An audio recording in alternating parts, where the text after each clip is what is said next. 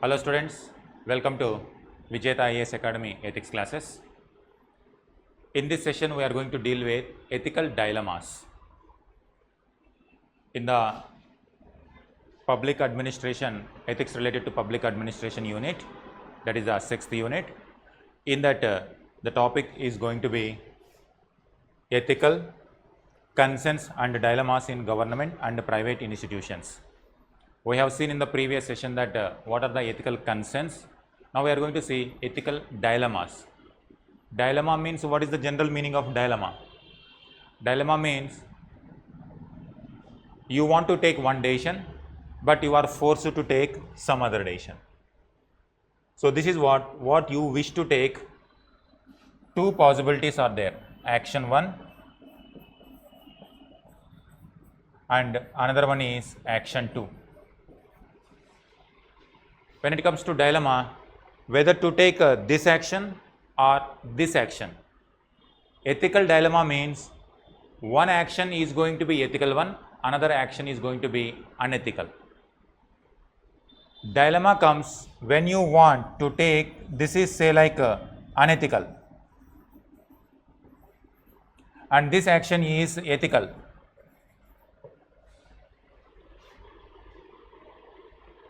Personally, you may want to take ethical action, but circumstances will force you to take unethical action.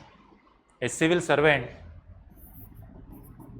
when it comes to civil servant or when it comes to private institutions or organizations, both are same.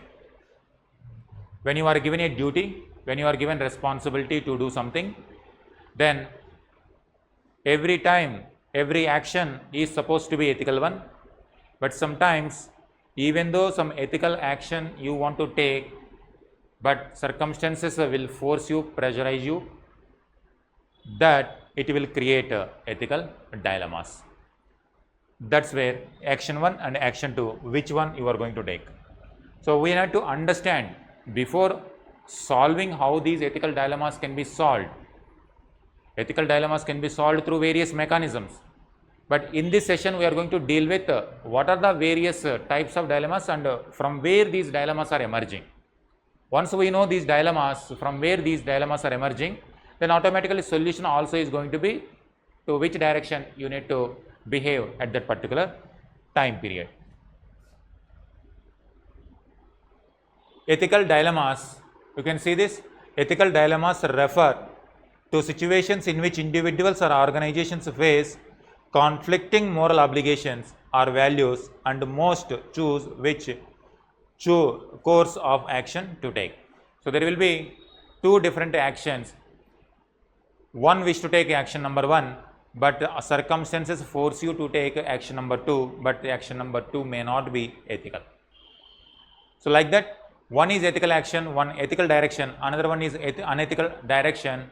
You want to travel the ethical path, but circumstances will force you to go for unethical, but will you take the junction point where you are going, where you are going to take the path, where you take the decision to travel the ethical path or unethical path. That point is called unethical, the ethical dilemma. One example here, in different circumstances, in what are the various circumstances in which these ethical dilemmas will come. One is rule compliance and creativity. Generally, when it comes to private organizations or government organizations, creativity is a very important characteristic to solve the problem. Everyday problems are creating in the society or increasing in the society. As we are seeing in the previous sessions also, suppose when technological advancements are taking place across the world, when Indian bureaucracy do not focus on the technological development, criminals will be more technologically advanced, but police department or the security agencies will not be that up to the mark to catch these criminals. Only when you are given freedom, creativity, then you can think out of the box solution how to catch these criminals. But even if crime rate is increasing, if criminals are using some innovative methods, If problems are coming from new directions, terrorism is increasing, unemployment is increasing, economy is not growing, hospitals and education sectors are not up to the latest standards. When these many challenges are there, the civil servants are in general expected to be more creative so that they will come up with new innovative solutions to solve these problems. And even in case of private institutions also, the people who are giving innovation, creativity, who are giving freedom to the employees to be more creative, those kind of companies are going to become very, very successful.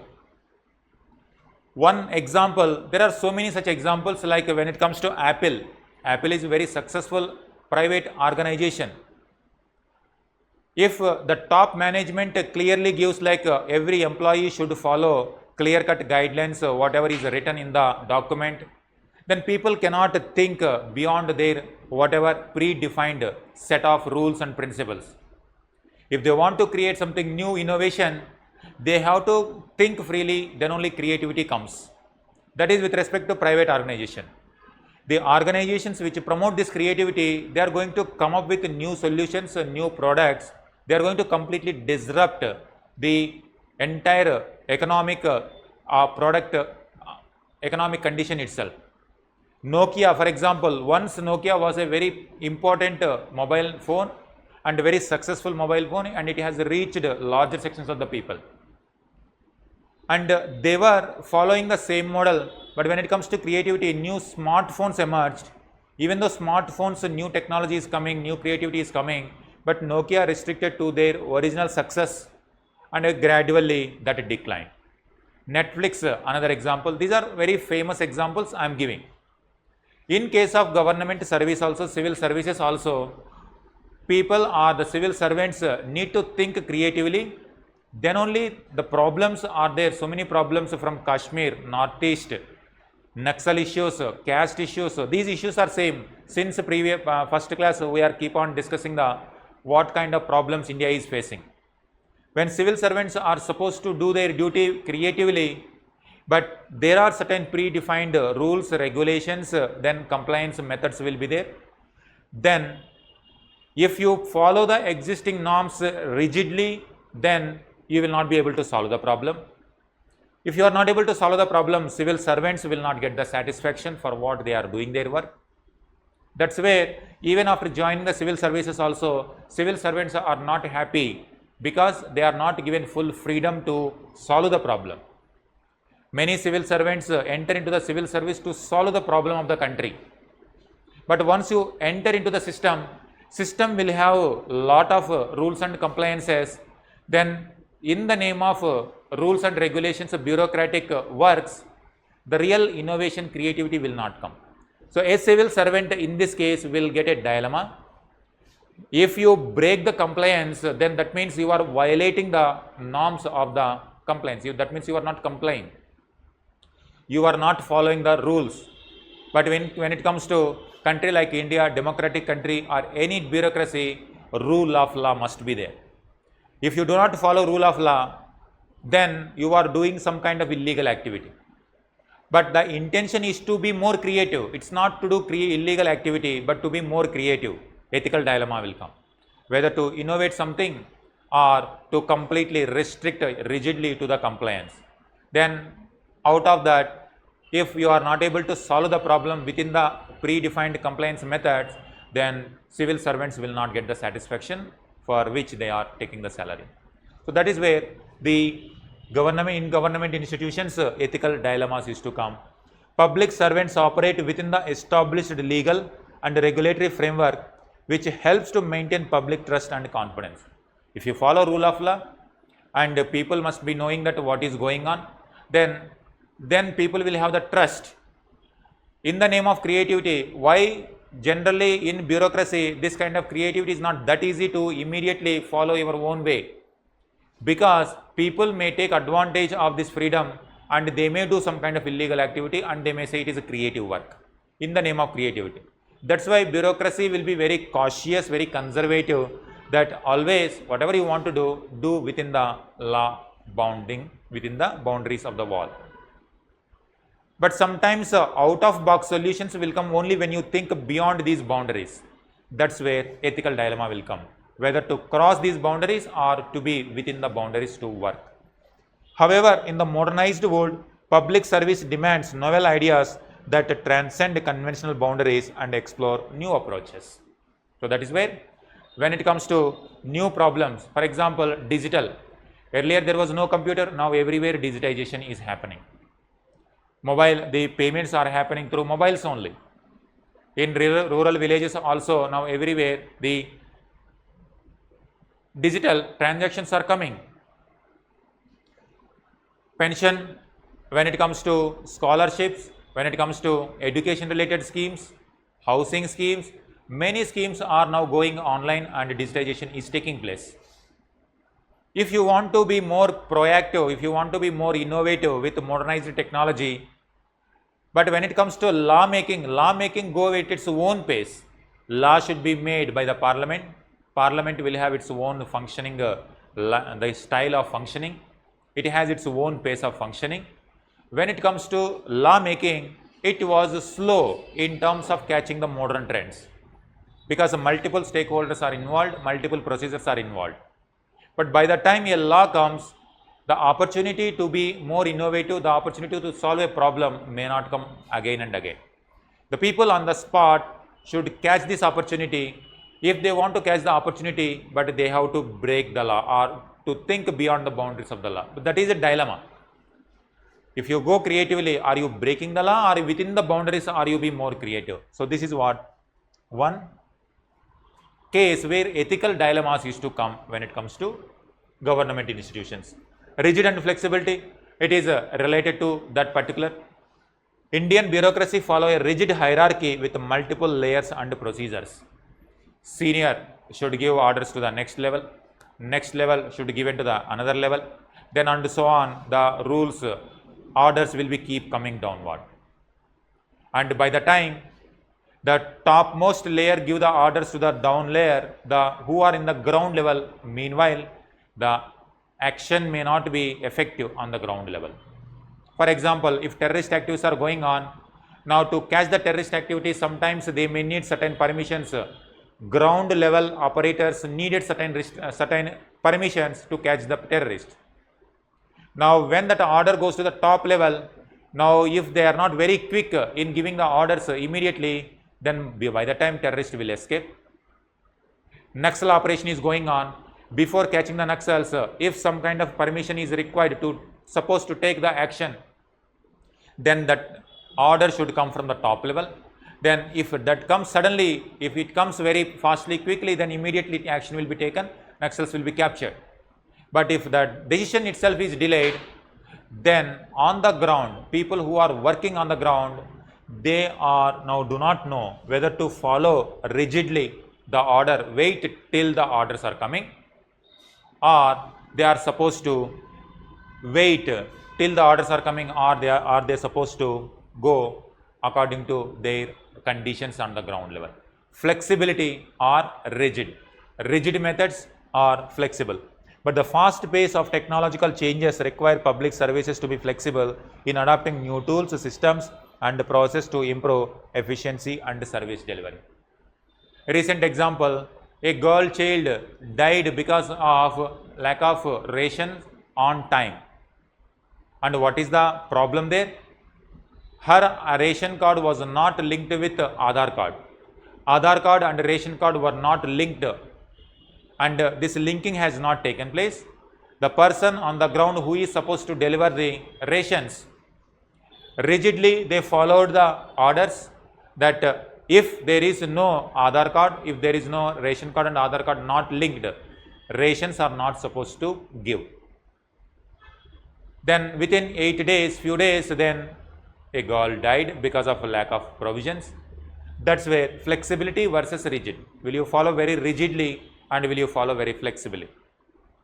And there was no Aadhaar card earlier, still despite that people were getting. But when new law came, Aadhaar card, that has to be linked very fastly. Sometime linking takes some time. Meanwhile, but hungry will not stay till that time. As a result, unfortunate event like this will happen. Likewise, because of this rigidity and flexibility, dilemmas will come for the person who is operating at the ground level. And the person who is issuing the rations clearly know that a poor family is in need of rations. That is, if he follows or she follows flexible approach, he or she provide the rations to the needy immediately, so that life will not last. But if they follow very rigidly, no law, according to law strictly that is there, then rations will not be given. That's where even if poor people are dying, still rule is not saying that. This is what rigidity versus flexibility. This problem even during British time period also. During British time period, British Empire is one of the richest. If they want to serve the people properly, there should have been no famine at all in the country. But despite that, so many famines, lakhs of people, millions of people were dying. And despite that, what bureaucracy used to say that we were not given orders to distribute the rations, that's why we cannot do anything even though people are dying on the ground level. That's where flexibility versus rigidity. And the person who is working on the ground level, it faces ethical dilemma. If you don't provide food, people will die, and who will take the guilty responsibility? And if you give the rations, that means you are breaking the law. Suppose law is without ration card and Aadhaar card linkage, you should not supposed to deliver that is where ethical dilemma will come. Then that is up to the person who is at the ground level, that purely changes from person to person, what action they are going to take. Some people take the decision like rigidly they follow the order, even people are dying. Some people take the decision saving the life is first, and if law is broken, if responsibility is to be taken, accountability, the person is going to take the accountability responsibility. So what kind of consequences you are expecting and to what extent you are ready to take the responsibility, depending on that your actions are going to be. But in day-to-day administration, these are the ethical dilemmas that used to take place. Next, private life and public life. Private life and public life. Every civil servant is having private life. When they enter into the office as public life, sometimes the conflicting issues will come between public life as well as private life. Suppose when there is a family, and generally family used to discuss openly every issue, but when it comes to private life, there should be no secrecy between the members of the family. If that is the formula of the family closeness, then whatever is happening in the public life, that means within the office, they are not supposed to follow, they are not supposed to tell anything in case of private life. So that sometimes private life and public life will match and will overlap. Sometimes ethical dilemmas will come up, what a civil servant is supposed to do in those particular circumstances. Individuals, including public figures, have a right to keep certain aspects of their personal lives private, such as family matters, health and personal relationship. So they have right. Public officials have the right to keep certain private life. But when it comes to public life, in the public life, people will scrutinize even the private matters also. A public personality is there. The people who are observing that public personality, they will have even interest in the private affairs and private life of those public figures. Dilemma will come, to what extent you have to maintain the public life, to what extent you have to maintain the private life. However, public figures are often expected to be transparent about their action and decisions, as their behavior can impact public trust and confidence. As they are public figures, they have to have minimum, they have to be more transparent, so that nothing illegal, mischievous activities are going on. But they also have the private life. They are supposed to maintain the private life a very private affair. Public will not enter into the private life, so that they have privacy and some kind of peace when it comes to the private life. But as a public figure, they are supposed to give each and every detail of their private life also, sometimes, to gain the trust of the public. So that's where ethical dilemma will come.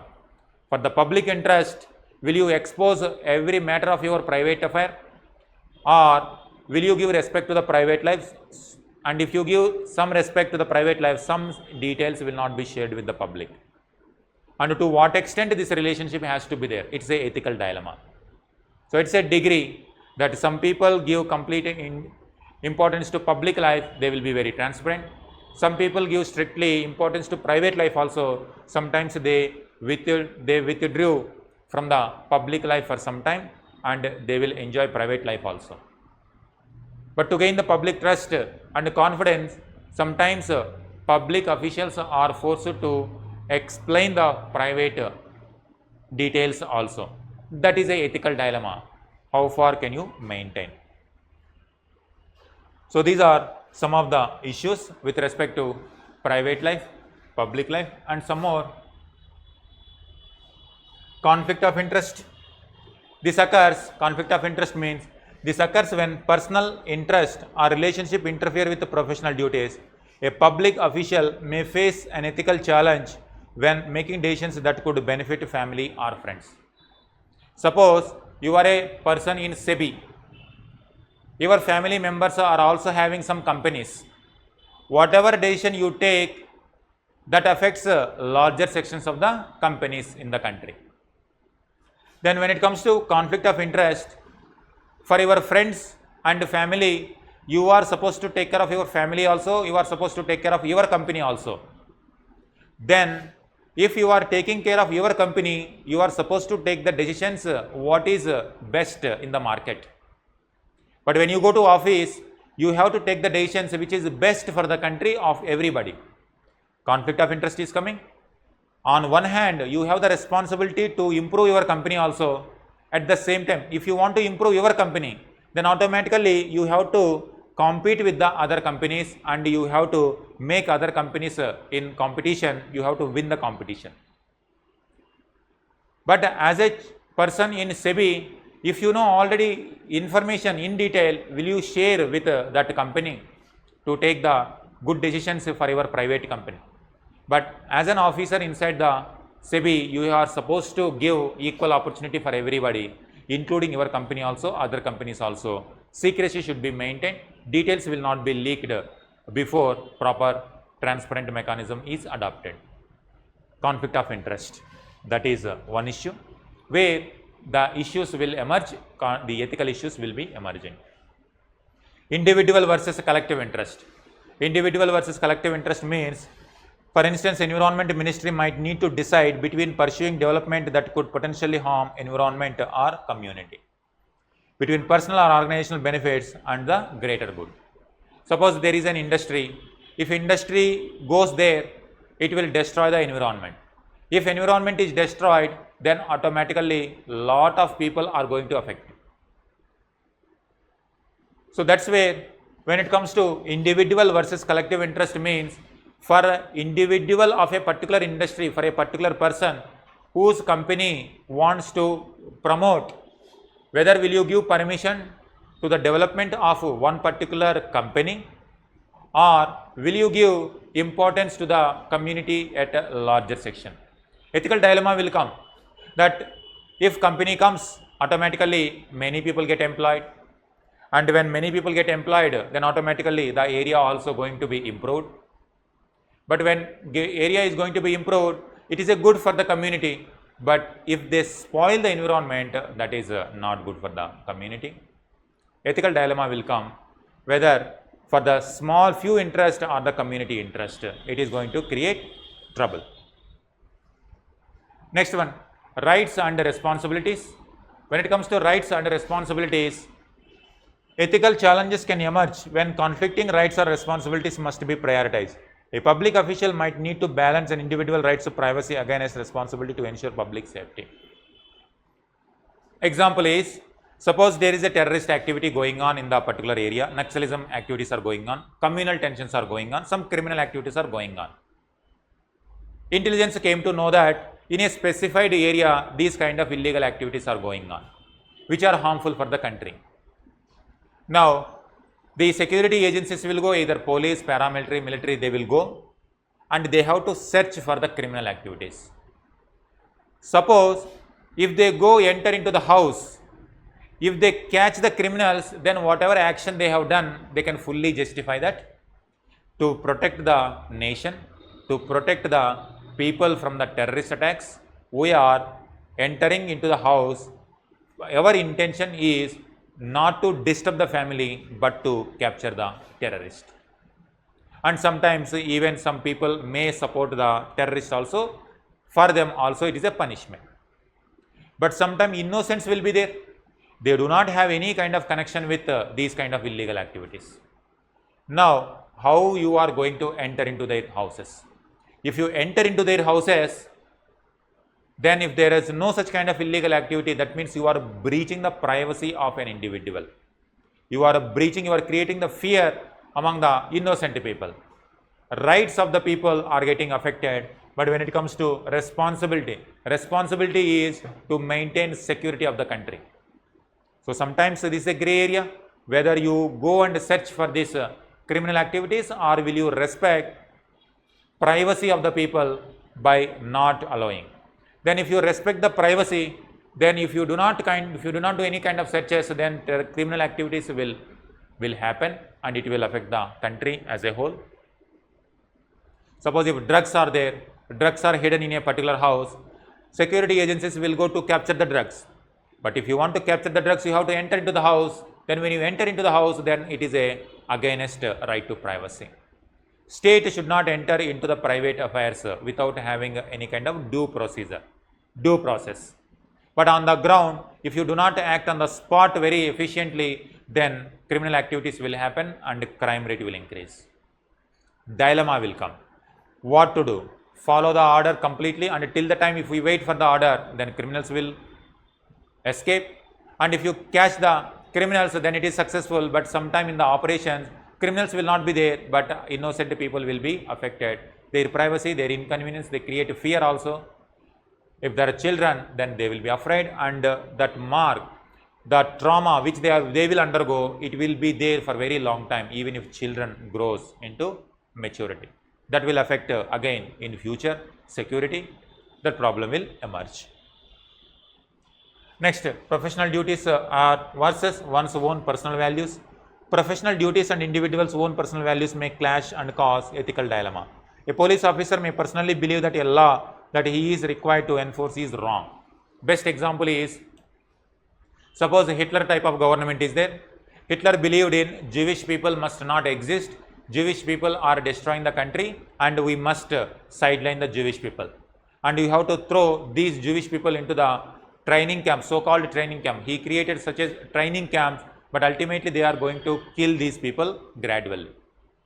Suppose if there is a person who is given these orders, he strictly clearly know that Germans, Jewish, all were same, they were there for very many centuries, and whatever fear that Hitler is creating has no meaning, because they were brothers for so many centuries. Now suddenly new ideology has come and it is creating a dispute and differences between two communities.